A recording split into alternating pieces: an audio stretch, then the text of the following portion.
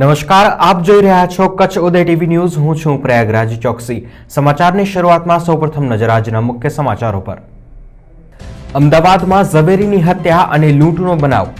કચ્છના સોની બજારો શુક્રવારે પાડશે સ્વયંભૂ બંધ। સમગ્ર રાજ્યમાં અપાયું છે સોની બજાર બંધનું એલાન। કચ્છી યુવતીની જાસૂસી સંદર્ભે કચ્છ લડાયક મંચની અરજી પર સુપ્રીમમાં શુક્રવારથી સુનાવણી થવાની શક્યતા। તો તપાસ પંચની કાયદેસરતા સામે વેબસાઇટે ઉઠાવ્યા સવાલ। મુન્દ્રા સેઝના પ્રતિબંધિત 12 એકમો 13 જાન્યુઆરી પૂર્વેના ઉત્પાદન અને માલ સામાનની કરી શકશે હેરફેર। ગુજરાત હાઈકોર્ટે આપી આંશિક રાહત। ભુજની જીકે જનરલ હોસ્પિટલમાં 5 દિવસના નવજાત શિશુને તરછોડી માતા પિતા ફરાર। 1 વર્ષમાં કચ્છમાં નવજાત શિશુને તરછોડવાની 10 ઘટના। જાગૃત સમાજ માટે ચિંતાનો વિષય। ભુજની લાલન કોલેજમાં દલિત વિદ્યાર્થીઓ પર થયેલા હુમલાના પડ્યા ઘેરા પ્રત્યાઘાત। ભુજમાં દલિત સમાજે વિશાળ રેલી કાઢી દર્શાવ્યો વિરોધ। પોલીસ પુત્રો સામે નથી લેવાતા પગલાં।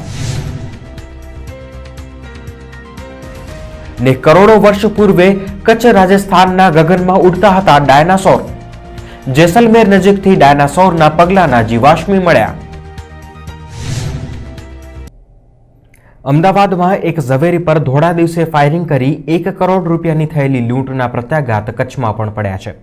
આ ઘટનાના વિરોધમાં શુક્રવારે ભુજ, ગાંધીધામ, અંજાર, માંડવી સહિત વિવિધ શહેરોની સોની બજારો બંધ પાડશે। અમદાવાદની આ હત્યા સંદર્ભે રાજ્યકક્ષાના સંગઠને સમગ્ર રાજ્યમાં સોની બજારો બંધ રાખી વિરોધ પ્રદર્શિત કરવા એલાન કર્યું હતું। જે સંદર્ભે કચ્છના બુલિયન માર્કેટના અગ્રણીઓએ પણ તેમાં જોડાવા નિર્ણય કર્યો હોવાનું ભુજ બુલિયન એસોસિએશનના પ્રમુખ દિલીપ સોનીએ જણાવ્યું છે।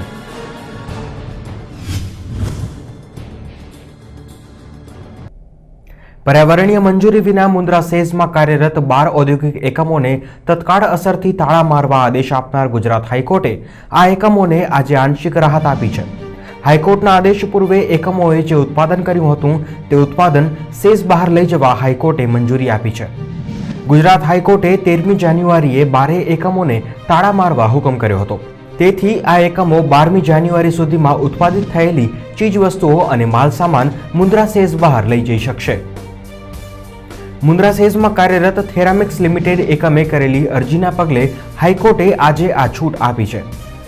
જે 12 એકમો કાર્યરત હતા તે એકમોમાં Alstom fibre composite limited, Adi group Adi oil limited, Empezar logistic limited, Avesta process equipment and engineering, Ashapura garments, Terram geo synthetic limited, Thermax limited, scraps limited, oil field warehouses and services, Dorf Ketal speciality catalyst, Anjani Udyog limited, oriental carbon chemicals લિમિટેડનો સમાવેશ થાય છે। ગુજરાત સરકારે કચ્છી યુવતીની કરાવેલી જાસૂસી સંદર્ભે કચ્છ લડાયક મંચે supreme કોર્ટમાં 2 અલગ અલગ પિટિશન કરી છે। આ પિટિશન અંગે શુક્રવારથી કોર્ટમાં સુનાવણી હાથ ધરાય તેવી શક્યતા છે। લડાયક મંચે જાસૂસી કાંડની તપાસ સીબીઆઈ પાસે કરાવવાની માંગણી કરતી અરજી સુપ્રીમ કોર્ટ સમક્ષ કરી છે। એ જ રીતે આ પ્રકરણની તપાસ માટે ગુજરાત સરકારે રચેલા જસ્ટિસ સુગના ભટ્ટ તપાસ પંચની કાયદેસરતા સામે પણ લડાયક મંચે સવાલો ઉઠાવ્યા છે। જાસૂસી કાંડ સંદર્ભે લડાયક મંચે ગાંધીનગરના સેક્ટર 7 પોલીસ મથકે પોલીસ ફરિયાદ નોંધાવવા પ્રયાસ કર્યો હતો, પરંતુ પોલીસે મંચની ફરિયાદ નોંધી ન હતી। આ મુદ્દે પણ સુપ્રીમ કોર્ટમાં દાદ માંગવામાં આવી છે।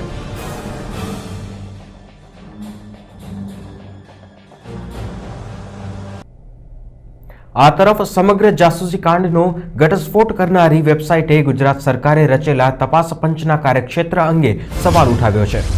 ગુલેલ.comના પત્રકાર આશિષ ખૈતાને પંચ સમક્ષ રજૂ કરાયેલા સોગંદનામામાં જણાવ્યું છે કે કચ્છી યુવતીના ફોનની જાસૂસી ગુજરાત ઉપરાંત મહારાષ્ટ્ર અને કર્ણાટકમાં પણ થઈ હતી, પરંતુ ગુજરાત સિવાય અન્ય રાજ્યોમાં થયેલી જાસૂસીની તપાસ પંચના કાર્યક્ષેત્રમાં આવતી નથી।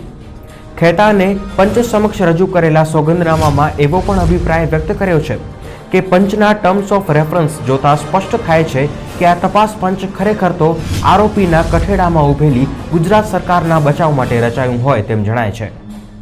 ઉલ્લેખનીય છે કે 15મી નવેમ્બરે કોબ્રા પોસ્ટ અને ગુલેલ.com નામની વેબસાઇટે આ જાસૂસી કાંડનો ઘટસ્ફોટ કર્યો હતો, જેના પગલે ભારે વિવાદ સર્જાતા મોદી સરકારે 26 નવેમ્બરના રોજ તપાસ પંચની રચના કરવા નિર્ણય કર્યો હતો.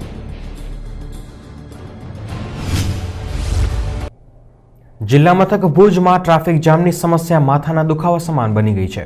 ખાસ કરીને શહેરના હાર્દસમા એસટી બસ સ્ટેશન વિસ્તારમાં ટ્રાફિક જામની સમસ્યાથી જનતા ત્રાહિમામ પોકારી ઉઠી છે. ત્યારે આ વિસ્તારમાં આવેલા ગેરકાયદે દબાણોને દૂર કરવા નગરપાલિકાએ કમર કસી છે. પાલિકાની એક ટુકડીએ આ વિસ્તારમાં ફરીને અહીં આવેલા દુકાનદારોને ફૂટપાથ પરનું ગેરકાયદે બાંધકામ તોડી પાડવા 24 કલાકની મહેતલ આપી છે. જે લોકો સ્વેચ્છાએ દબાણ નહીં હટાવે તેમના દબાણ શુક્રવારથી તોડી પાડવામાં આવશે. નગરપાલિકાએ વિવિધ વેરા ભરવામાં વર્ષોથી અખાડા કરતા દુકાનદારોને પણ 24 કલાકમાં તેમનો વેરો ભરી દેવા કડક સૂચના આપી છે.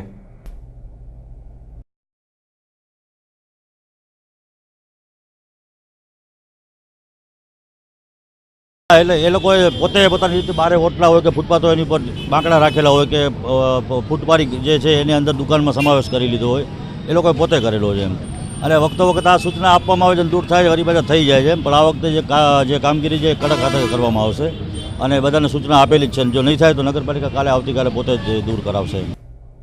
અને બુલેટિનમાં સમય થયો છે એક નાનકડા વિરામનો.